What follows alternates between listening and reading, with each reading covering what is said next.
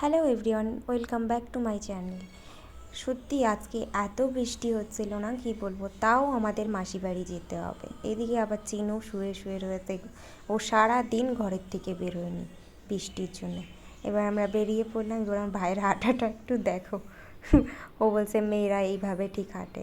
আর প্রথমত সত্যি কথা বলতে আমাদের রাস্তা একটু দেখো, মানে আমাদের এখানে সব ভালো, সবই ভালো, মানে এত সুন্দর, কিন্তু রাস্তায় মানে এত নোংরা রাস্তা বলার মতন না, অনেক খারাপ রাস্তা, অনেক।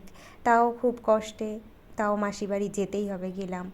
তাও আমি, মৌদি আর আমার ভাই তিনজনে মিলে একসাথে যাচ্ছিলাম।